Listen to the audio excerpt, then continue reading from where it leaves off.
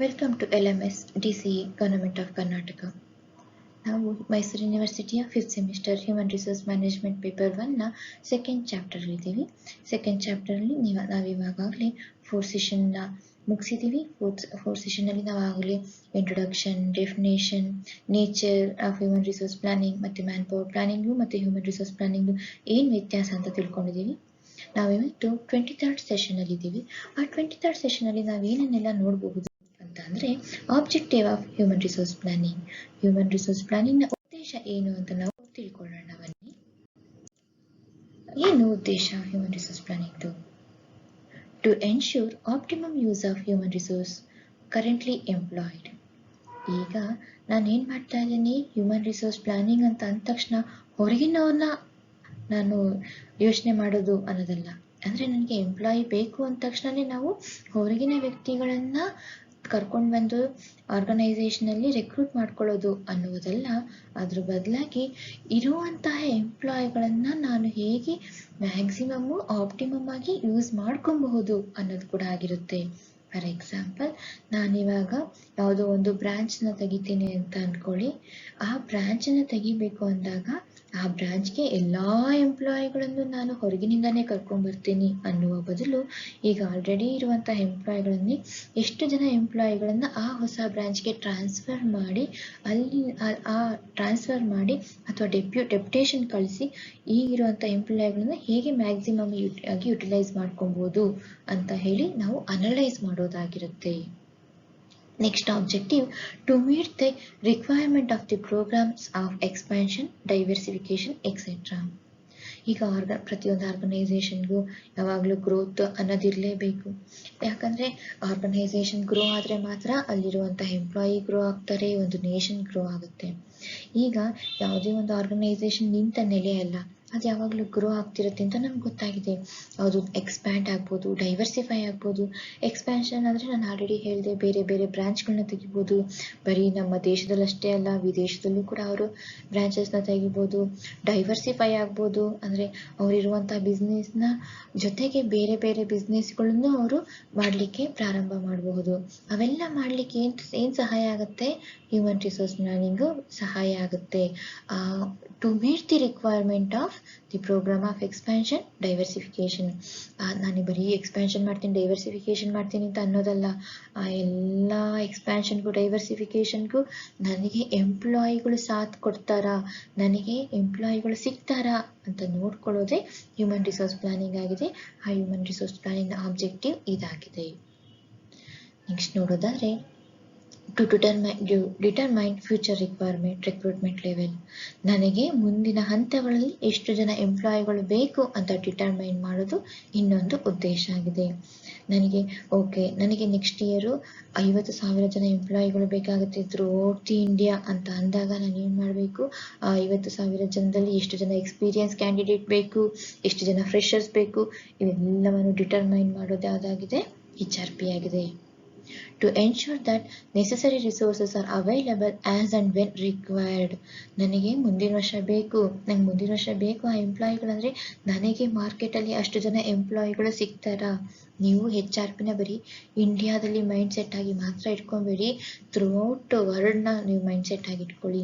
ಯಾಕಂದ್ರೆ ನಮ್ಮ ಇಂಡಿಯಾದಲ್ಲಿ ಏನು ಜನಸಂಖ್ಯೆ ಜಾಸ್ತಿ ಇದೆ, ಆದರೆ ಕೆಲವೊಂದು ದೇಶದಲ್ಲಿ ಜನಸಂಖ್ಯೆ ತೀರಾ ವಿರಳವಾಗಿದೆ. ಅಲ್ಲಿ ನಾನು ಅಂದುಕೊಂಡಂತಹ ಹ್ಯೂಮನ್ ರಿಸೋರ್ಸ್ ನನಗೆ ಬೇಕಾದಷ್ಟು ಜನ ಸಿಗ್ತಾರಾ ಅನ್ನೋದು ಕೂಡ ನಾವು ನೋಡ್ಬೇಕಾಗುತ್ತೆ. ಓಕೆ, ನಾವು ಇಂಡಿಯಾದಲ್ಲಿ ಜನಸಂಖ್ಯೆ ಜಾಸ್ತಿ ಇದೆ ಅಂತ ಹೇಳಿದ ಮಾತ್ರಕ್ಕೆ ನಾವೇನಾಗ್ತಾ ಇರ್ತೀವಿ, ಇಲ್ಲಿ ನನಗೆ ಬೇಕಾಗಿರೋ ಕ್ವಾಲಿಟೇಟಿವ್ ಎಂಪ್ಲಾಯಿಗಳು ಸಿಗ್ತಾರಾ? ನನಗೀಗ ಯಾವುದೋ ಒಂದು ರೋಬೋ ಟೆಕ್ನಾಲಜಿನ ಡೆವಲಪ್ ಮಾಡುವಂಥ ಎಂಪ್ಲಾಯಿಗಳು ನೆಕ್ಸ್ಟ್ ಇಯರ್ ನನಗೆ 10,000 ಎಂಪ್ಲಾಯಿಗಳು ಬೇಕು. ನನಗೆ ಎಲ್ಲ ಕಡೆಯಿಂದ ರೋಬೋಗಳನ್ನ ಕೇಳ್ತಾ ಇದ್ದಾರೆ, ಆದರೆ ಆ 10,000 ರೋಬೋ ಟೆಕ್ನಾಲಜಿ ಗೊತ್ತಿರುವಂಥ ಎಂಪ್ಲಾಯಿಗಳು ಸಿಗ್ತಾರಾ ಅನ್ನೋದನ್ನ ನಾನು ಅಂದಾಜಿಸ್ಬೇಕು. ಟು ಎನ್ಶೂರ್ ದಟ್ ಏನು ಮಾಡ್ತಿದ್ದೀನಿ, ನನಗೆ ಫಸ್ಟ್ ಎನ್ಶೂರ್ಮೆಂಟ್ ಬೇಕು. ಓಕೆ, ಈ ರೀತಿ ಇಷ್ಟು ಜನ ಇಂಜಿನಿಯರ್ ಬರ್ತಾ ಇದ್ದಾರೆ, ರೋಬೋ ಟೆಕ್ನಾಲಜಿ ಇಷ್ಟು ಜನ ಓದಿದ್ದಾರೆ, ಇದೆಲ್ಲ ನಾನು ಫಸ್ಟ್ ಮಾರ್ಕೆಟ್ನ ಅನಲೈಸ್ ಮಾಡಬೇಕು. ಅದು ಕೂಡ HRP ಒಂದು ಆಬ್ಜೆಕ್ಟಿವ್ ಆಗಿದೆ. to predict the employee turnover and make the arrangement for minimizing turnover and filling up of the consequent vacancies. I have to predict employees turnover. ನಾನು 10 ವರ್ಷದ ಹಿಂದೆ ಇದ್ದಂತಹ ಎಂಪ್ಲಾಯಿಗಳು ಈಗಲೂ ಕೆಲಸ ಮಾಡ್ತಾರೆ ಅನ್ನೋದಿಲ್ಲ. ಈ ವರ್ಷ ಕೆಲಸ ಮಾಡ್ತಿದ್ದ ಎಂಪ್ಲಾಯಿಗಳು ನೆಕ್ಸ್ಟ್ ಇಯರು ಇರ್ತಾರೆ ಅಂತ ಏನು ಹೇಳಲಿಕ್ಕೆ ಬರಲ್ಲ. ಯಾಕಂದರೆ ಎಂಪ್ಲಾಯಿಗಳು ಏನು ಮಾಡ್ತಾರೆ, ಅವ್ರಿಗೆ ಅನುಕೂಲ ಆಗೋ ಹಾಗೆ ಬೇರೆ ಕಂಪ್ನಿಗಳಲ್ಲಿ ಅವರು ಕೆಲಸ ನೋಡ್ಕೊಬೋದು. ಬೇಬಿ ಸ್ಯಾಲ್ರಿ ಜಾಸ್ತಿ ಸಿಗುತ್ತೆ ಅಂತ ಬೇರೆ ಕಡೆ ಹೋಗ್ಬೋದು, ಅಥವಾ ಅವರ ಮನೆ ಹತ್ರ ಅಂತ ಹೇಳಿ ಬೇರೆ ಕಡೆ ಹೋಗ್ಬೋದು, ಅಥವಾ ಅವ್ರ ಫ್ರೆಂಡ್ ಅಲ್ಲಿ ಕರಿತಾ ಇದ್ದಾರೆ ಅಂತ ಹೋಗ್ಬೋದು, ಅಥವಾ ಅವ್ರದೇ ಒಂದು ಆಂಟ್ರಪ್ರಿನರ್ಶಿಪ್ ಮಾಡ್ಕೊತೀನಿ ಅಂತ ಹೇಳಿ ಕೆಲಸ ಬಿಟ್ಟು ಹೋಗ್ಬೋದು. ನಾನೇನು ಮಾಡಬೇಕಾಗುತ್ತೆ, ಎಚ್ ಆರ್ ಪಿ ಇನ್ನೊಂದು ಉದ್ದೇಶ ಏನಾಗುತ್ತೆ, ನಾನು ಎಷ್ಟು ಜನ ಎಂಪ್ಲಾಯಿಗಳು ಕೆಲಸ ಬಿಡಬಹುದು ಅಂತ ಹೇಳಿ ಪ್ರಿಡಿಕ್ಟ್ ಮಾಡಬೇಕಾಗತ್ತೆ, ಅಂದಾಜಿಸಬೇಕಾಗತ್ತೆ. ಕೆಲಸ ಬಿಡ್ತಾರೆ ಅಂತ ಹೇಳಿದ ತಕ್ಷಣ ನಾನು ಸುಮ್ಮನೆ ಕೂರೋ ಹಾಗಿಲ್ಲ. ನಾನೇನು ಮಾಡಬೇಕು, ಆ ಟರ್ನ್ ಓವರ್ನ ಮಿನಿಮೈಸ್ ಮಾಡಬೇಕು. ಬೇರೆ ಕಡೆ ಸಂಬಳಕ್ಕೋಸ್ಕರ ಬಿಟ್ಟು ಹೋಗ್ತಾ ಇದ್ದಾರೆ ಅಂದರೆ ಅವ್ರನ್ನ ನಾನು ಕರೆದ್ಬಿಟ್ಟು ನಾನು 1-to-1 ಮಾತಾಡಬೇಕು. ಬೇಡ, ಆ ಥರ ಹೋಗಬೇಡಿ, ನಮ್ಮಲ್ಲೂ ಸ್ಯಾಲ್ರಿ ಕೊಡ್ತೀವಿ, ನಮ್ಮಲ್ಲಿ ಈ ಥರ ಪ್ರಮೋಷನ್ ಆಪರ್ಚುನಿಟಿ ಇದೆ ಅಂತ ಹೇಳಿ ಅವ್ರನ್ನ ಕನ್ವಿನ್ಸ್ ಮಾಡಬೇಕು, ಅಥವಾ ಬೇರೆ ರೀತಿಯಾಗಿ ಮೋಟಿವೇಟ್ ಮಾಡಿ ಆ ಟರ್ನ್ ಓವರ್ನ ಕಡಿಮೆ ಮಾಡಬೇಕು. ಅಕಸ್ಮಾತ್ ಇಲ್ಲ, ಹೀಗಿದ್ರೂ ಕೆಲವು ಎಂಪ್ಲಾಯಿಗಳು ಬಿಟ್ಟು ಹೋಗ್ತಾರೆ ಅಂತ ನಾನು ಅಂದಾಜಿಸಿದಾಗ ಆ ಒಂದು ಖಾಲಿಯಾಗೋ ಹುದ್ದೆಗಳನ್ನು ಹೇಗೆ ಫಿಲ್ ಮಾಡ್ಕೊಬೇಕು ಅನ್ನೋದನ್ನು ನಾನು ಅನಲೈಸ್ ಮಾಡೋದು ಕೂಡ HRP ಒಂದು ಆಬ್ಜೆಕ್ಟಿವ್ ಇದೆ. ನೆಕ್ಸ್ಟ್ ನೋಡೋದಾದ್ರೆ, to forecast future skill requirement to serve as basis for training and development programmes. ನಾನು ಹೇಳಿದೆ ಅಲ್ವಾ ಆಲ್ರೆಡಿ, ನನಗೆ ರೋಬೋಟ್ ಟೆಕ್ನಾಲಜಿ ಗೊತ್ತಿರುವಂಥ ಎಂಪ್ಲಾಯಿಗಳು 10,000 ಬೇಕು ಅಂತ ಅಂದ ತಕ್ಷಣ ನಾನು ಬರೀ ಹೊರಗಿನ ವ್ಯಕ್ತಿಗಳನ್ನು ನೋಡೋದಷ್ಟೇ ಅಲ್ಲದೆ ಇಲ್ಲಿ ಆಲ್ರೆಡಿ ಇರುವಂತಹ ಸಾಫ್ಟ್ವೇರ್, ನಮ್ಮಲ್ಲಿ ಕಂಪ್ನಿಲಿ ಇರುವಂಥ ಸಾಫ್ಟ್ವೇರ್ ಇಂಜಿನಿಯರಲ್ಲಿ ನಾನು ಟ್ರೈನಿಂಗ್ ಕೊಟ್ಬಿಟ್ಟು ನೆಕ್ಸ್ಟ್ ಇಯರಲ್ಲಿ ರೋಬೋಟ್ ಟೆಕ್ನಾಲಜಿ ಬಿಲ್ಡ್ ಮಾಡುವಂಥ ಕೆಪಾಸಿಟಿನ ನಾನು ಅವ್ರಿಗೆ ತುಂಬಬಹುದಾ ಅಂತ ಕೂಡ ಅಂದಾಜು ಮಾಡಬಹುದಾಗಿದೆ. ಈಗ ಫಾರ್ ಎಕ್ಸಾಂಪಲ್ ನೋಡ್ಕೊಳ್ಳಿ, GST ಬಂತು. GST ಬಂದ ತಕ್ಷಣನೇ ನಾನೇನು ಮಾಡಬೇಕಾಗುತ್ತೆ, GST ಗೊತ್ತಿರುವಂತಹ GST ರಿಜಿಸ್ಟ್ರೇಷನ್ನು ಮತ್ತು ಫೈಲ್ ಮಾಡುವಂತಹ ಎಂಪ್ಲಾಯಿಗಳನ್ನೇ ನಾನು ತೊಗೊಂಡ್ಬರ್ತೀನಿ ಅನ್ನೋದಷ್ಟೇ ಅಲ್ಲ, ಇಲ್ಲಿರೋ ಅಕೌಂಟೆಂಟ್ಗೆ ನಾನು GST ಟ್ರೈನಿಂಗ್ನ ಕೊಟ್ಟು ಹೇಗೆ ಫೈಲ್ ಮಾಡೋದು, ಹೇಗೆ ರಿಜಿಸ್ಟರ್ ಮಾಡ್ಬೋದು ಅಂತ ಹೇಳಿ ಅವ್ರಿಗೆ ಟ್ರೈನಿಂಗ್ ಕೊಟ್ಬಿಟ್ಟು ಅವ್ರನ್ನ ಇಲ್ಲೇ ಉಳಿಸ್ಕೊಂಡು ಅವ್ರ ಸ್ಕಿಲ್ ಎನ್ಹಾನ್ಸ್ ಮಾಡೋದು ಆಗುತ್ತೆ. ಅಷ್ಟೇ ಅಲ್ಲದೆ ನನಗೆ ಬೇಕಾಗಿರುವಂಥ ಹ್ಯೂಮನ್ ರಿಸೋರ್ಸ್ ಕೂಡ ನನಗೆ ಅತಿ ಸುಲಭವಾಗಿ ಸಿಕ್ತಂಗೂ ಆಗುತ್ತೆ. Next, to create plans, rules and regulation that meets the local and state wise laws in given industry. ಈಗ ನಮ್ಮ ಸರ್ಕಾರ ಪ್ರತಿಯೊಂದು ಇಂಡಸ್ಟ್ರಿಗೂ, ಅದು ಲೋಕಲ್ ಇಂಡಸ್ಟ್ರಿ ಇರ್ಬೋದು ಅಥವಾ ಬಿಗ್ ಇಂಡಸ್ಟ್ರಿ ಇರ್ಬೋದು, ಒಂದು ರೂಲ್ಸ್ ರೆಗ್ಯುಲೇಷನ್ ಮಾಡ್ತಾ ಇರುತ್ತೆ. ಆ ರೂಲ್ಸ್ ರೆಗ್ಯುಲೇಷನ್ ತಕ್ಕನ ಹಾಗೆ ನಮ್ಮ ಹ್ಯೂಮನ್ ರಿಸೋರ್ಸ್ ಇದೆ ಅಂತ ಹೇಳಿಬಿಟ್ಟು ಕ್ರಿಯೇಟ್ ಮಾಡೋದು ಕೂಡ HRPಯ ಇನ್ನೊಂದು ಆಬ್ಜೆಕ್ಟಿವ್ ಆಗಿದೆ. ಯಾಕಂದರೆ ನಾವು ಯಾವುದೇ ರೀತಿಯ ಗೌರ್ನಮೆಂಟ್ ರೂಲ್ಸ್ ರೆಗ್ಯುಲೇಷನ್ನು ನಾವು ಏನು ಮಾಡೋದು, ರೂಲ್ಸ್ ರೆಗ್ಯುಲೇಷನ್ ನಾವು ಯಾವುದೇ ಕಾರಣಕ್ಕೂ ಬ್ರೇಕ್ ಮಾಡೋಕ್ಕೆ ಸಾಧ್ಯನೇ ಇಲ್ಲ. ನಾವು ಆ ರೂಲ್ಸ್ನ ರೆಗ್ಯುಲೇಷನ್ ಫಾಲೋ ಮಾಡಲೇಬೇಕಾಗುತ್ತೆ.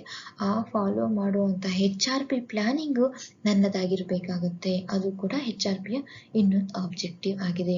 ಫಾರ್ ಎಕ್ಸಾಂಪಲ್ ನೋಡಿ, ಎಲ್ಲ ಇಂಡಸ್ಟ್ರಿನಲ್ಲೂ 33% ವುಮೆನ್ ಎಂಪ್ಲಾಯಿಗಳು ಇರಲೇಬೇಕು ಅಂತ ಹೇಳಿ ಗೌರ್ನಮೆಂಟ್ ರೂಲ್ಸ್ ಮಾಡ್ತು ಅಂತ ಅಂದ್ಕೊಳ್ಳಿ.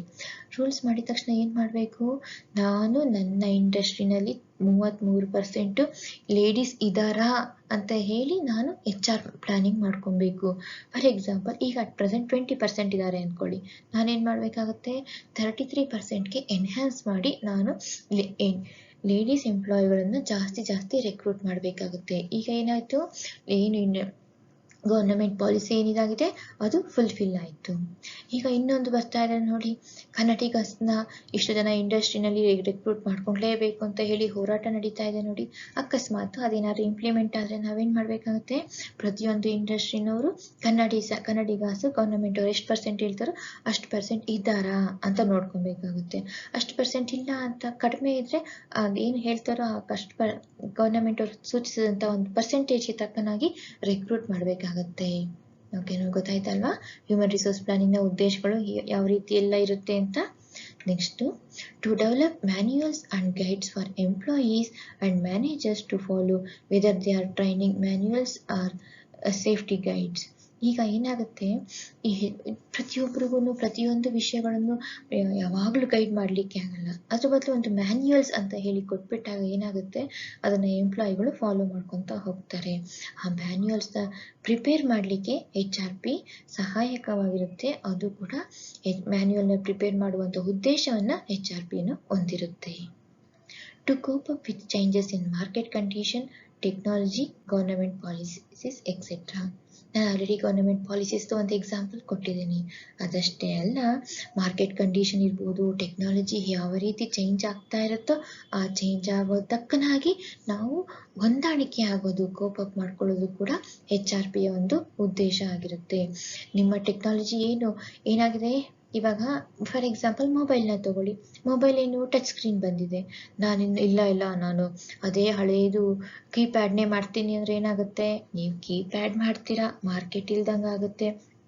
ನಿಮ್ಮ ಆರ್ಗನೈಸೇಷನ್ ಗೋಲು ಫುಲ್ಫಿಲ್ ಆಗಲ್ಲ, ಆರ್ಗನೈಸೇಷನು ಬಿದ್ದೋಗುತ್ತೆ, ಅಲ್ಲಿರೋ ಎಂಪ್ಲಾಯಿಗಳು ಮನೆಗೆ ಹೋಗ್ತಾರೆ, ಅಂದರೆ ಕೆಲಸ ಕಳ್ಕೊತಾರೆ. ಅದ್ರ ಬದಲು ನಾನು ಟೆಕ್ನಾಲಜಿಗೆ ತಕ್ಕನ ಹಾಗೆ ಕೋಪ್ ಅಪ್ ಆಗ್ತಾ ಹೋದರೆ ಏನಾಗುತ್ತೆ, ಆರ್ಗನೈಸೇಷನು ಗ್ರೋ ಆಗುತ್ತೆ, ಇನ್ನು ಸಾಕಷ್ಟು ಜನಕ್ಕೆ ಎಂಪ್ಲಾಯ್ಮೆಂಟ್ ಆಪರ್ಚುನಿಟಿನೂ ಕೊಡಬಹುದಾಗಿರುತ್ತೆ. ಸೊ ನಾವು ಹೇಗೆ ಮಾರ್ಕೆಟ್ ಚೇಂಜ್ ಆಗುತ್ತೆ, ಹೇಗೆ ಟೆಕ್ನಾಲಜಿ ಚೇಂಜ್ ಆಗುತ್ತೆ, ಹೇಗೆ ಗೌರ್ಮೆಂಟ್ ಪಾಲಿಸಿ ಚೇಂಜ್ ಆಗುತ್ತೋ ಅದ್ರ ತಕ್ಕನಾಗಿ ಹೊಂದಾಣಿಕೆ ಮಾಡ್ಕೊತಾ ಹೋಗೋದನ್ನ ಒಂದು ಆಬ್ಜೆಕ್ಟಿವ್ನ HRP ಹೊಂದಿದೆ. ಅಷ್ಟೇ ಅಲ್ಲದೆ to estimate the cost of human resources. ಹೌದು, ನಾನೆಲ್ಲ ಎಕ್ಸ್ಪ್ಯಾಂಡ್ ಆಗ್ತೀನಿ, ಡೈವರ್ಸಿಫೈ ಮಾಡ್ತೀನಿ, ಓಕೆ, ಅದಕ್ಕೆ ನನಗೆ ಇಷ್ಟು ಜನ ಎಂಪ್ಲಾಯಿಗಳು ಬೇಕು, ಅದು ಓಕೆ, ಆದರೆ ಅದಕ್ಕೆ ಎಷ್ಟು ಖರ್ಚಾಗುತ್ತೆ ಅದು ಇಂಪಾರ್ಟೆಂಟ್ ಅಲ್ವಾ? ಅದೆಷ್ಟು ಖರ್ಚಾಗುತ್ತೆ ಅಂತ ಹೇಳಿ ನಮಗೆ ಒಂದು ಬಡ್ಜೆಟ್ ಮಾಡ್ಕೊಳ್ಲಿಕ್ಕೆ HRP ಅವಶ್ಯಕವಾಗಿದೆ. To minimize imbalance caused due to non-availability of human resource of right kind, right number, in right time and right place. ನಾನು ಯಾವಾಗಲೂ ಏನು ಮಾಡ್ತೀನಿ, ಸರಿಯಾದ ವ್ಯಕ್ತಿಗಳು ಸರಿಯಾದ ಸಂಖ್ಯೆಯಲ್ಲಿ, ಸರಿಯಾದ ಸಮಯದಲ್ಲಿ, ಸರಿಯಾದ ಜಾಗದಲ್ಲಿ ಅವೈಲೇಬಲ್ ಆಗೋ ಥರ ನಾನು ನೋಡ್ಕೊಬೇಕಾಗುತ್ತೆ. ಅಕಸ್ಮಾತು ಅವೈಲೇಬಲ್ ಆಗದಲ್ಲೇ ಇದ್ದರೆ ಯಾವ ರೀತಿ ಟೆಂಪ್ರವರಿ ಅರೇಂಜ್ಮೆಂಟ್ ಮಾಡೋದು, ಆ ಇಂಬ್ಯಾಲೆನ್ಸ್ನ ಹೇಗೆ ಕಡಿಮೆ ಮಾಡೋದು ಅಂತ ನಾವು ಹ್ಯೂಮನ್ ರಿಸೋರ್ಸ್ ಪ್ಲಾನಿಂಗಲ್ಲಿ ನಾವು ವಿವರಿಸ್ಕೊತಾ ಹೋಗ್ತೀವಿ. ನಾವು ಯಾವಾಗಲೂ ಇಂಬ್ಯಾಲೆನ್ಸ್ನ ಕಡಿಮೆ ಮಾಡೋದನ್ನೇ ನೋಡಬೇಕು. ಮೇನ್ ಉದ್ದೇಶ ಇಂಬ್ಯಾಲೆನ್ಸ್ ಇರಲೇಬಾರ್ದು ಅಂತ ನೋಡ್ಕೊತೀವಿ. ಡ್ಯೂ ಟು ಸಮ್ ಸರ್ಕಮ್ಸ್ಟೆನ್ಸಸ್ ಅಕಸ್ಮಾತ್ ಏನಾದರೂ ಅರೈಸ್ ಆದರೆ ಆ ಥರ ಒಂದು ಪ್ರಾಬ್ಲಮ್ಮು, ಆ ಥರ ಪ್ರಾಬ್ಲಮ್ನ ಮಿನಿಮೈಸ್ ಮಾಡಲಿಕ್ಕೆ ನಾವು ಟ್ರೈ ಮಾಡ್ತಿರ್ತೀವಿ. To appraise the surplus or shortage of human resource and take action accordingly. ನಮಗೆ ಯಾವಾಗಲೂ ಹ್ಯೂಮನ್ ರಿಸೋರ್ಸು ಶಾರ್ಟೇಜೇ ಇರ್ತಾರೆ ಅಂತ ಹೇಳಲಿಕ್ಕಾಗಲ್ಲ, ಸರ್ಪ್ಲಸ್ಸು ಆಗಿರ್ಬೋದು. ಆ ಸರ್ಪ್ಲಸ್ ಎಂಪ್ಲಾಯಿಗಳನ್ನ ಅಥವಾ ಶಾರ್ಟೇಜ್ ಎಂಪ್ಲಾಯಿನ ಹೇಗೆ ಎಫೆಕ್ಟಿವ್ ಆಗಿ ಯುಟಿಲೈಸ್ ಮಾಡ್ಕೊತೀನಿ ಅನ್ನೋದು HRP ಉದ್ದೇಶ ಆಗಿದೆ. ಸರ್ಪ್ಲಸ್ ಆದರೆ ಯಾವ ರೀತಿ ಆ ಸರ್ಪ್ಲಸ್ ಎಂಪ್ಲಾಯಿಗಳನ್ನು ನಾವು ಯಾವ ರೀತಿಯಾಗಿ ಹೊಂದಾಣಿಕೆ ಮಾಡ್ಕೊತೀವಿ ಅಂದರೆ, ತುಂಬ ಜನ ಸರ್ಪ್ಲಸ್ ಎಂಪ್ಲಾಯಿಗಳಾಗೋದ್ರ ನನಗೆ 5 ಜನ ಎಂಪ್ಲಾಯಿಗಳು ಮಾತ್ರ ಬೇಕು, ಆದರೆ ನನ್ನ ಹತ್ರ 8 ಜನ ಎಂಪ್ಲಾಯಿಗಳಿದ್ದಾರೆ, 3 ಜನ ಎಕ್ಸಸ್ ಆಗಿದ್ದಾರೆ ಅಂದರೆ ನಾನು ಯೋಚನೆ ಮಾಡಬೇಕು, ಆ 3 ಜನ ಎಕ್ಸಸ್ ಆಗಿರೋರನ್ನ ತೆಗಿಬೇಕಾಗಿರುತ್ತಾ, ಮುಂದೆ ಯಾವಾಗಲಾದ್ರು ಡಿಮ್ಯಾಂಡ್ ಬಂದಾಗ ಮತ್ತೆ ನಾನು ಏಕ್ದಮ್ ತಗೊಳ್ಲಿಕ್ಕಾಗಲ್ಲ. ಆ 3 ಜನನ ಈಗ ಸದ್ಯಕ್ಕೆ ಕಂಪ್ನಿನಲ್ಲೇ ಇಟ್ಕೊಂಡಿರ್ಬೇಕಾ ಅಥವಾ ಅವ್ರನ್ನ ತೆಗೆದುಹಾಕ್ಬೇಕಾ, ಇವೆಲ್ಲಾನು ನಾವು ಯೋಚನೆ ಮಾಡೋದು ಇಲ್ಲಿ ಹ್ಯೂಮನ್ ರಿಸೋರ್ಸ್ ಪ್ಲಾನಿಂಗ್ ಮಾಡಿದಾಗ. Next, to meet the requirement of the programme of expansion and diversification. ನಾನು ಆಲ್ರೆಡಿ ಹೇಳಿದ್ದೀನಿ, ಕಂಪ್ನಿಯ ಎಕ್ಸ್ಪ್ಯಾನ್ಷನ್ ಮತ್ತು ಡೈವರ್ಸಿಫಿಕೇಶನ್ನ ಯಾವ ರೀತಿ ಮೀಟ್ ಮಾಡಬೇಕಾಗತ್ತೆ, ಹ್ಯೂಮನ್ ರಿಸೋರ್ಸ್ ಪ್ಲಾನಿಂಗ್ ಅವೈಲೇಬಿಲಿಟಿ ನೋಡಿಕೊಂಡು ಅವೆಲ್ಲನೂ ನಾವು ಮೀಟ್ ಮಾಡಲಿಕ್ಕೆ ಸಾಧ್ಯ. ಅದರ ಇನ್ನೊಂದು ಉದ್ದೇಶ ಕೂಡ HRPಯ ಉದ್ದೇಶ ಆಗಿದೆ.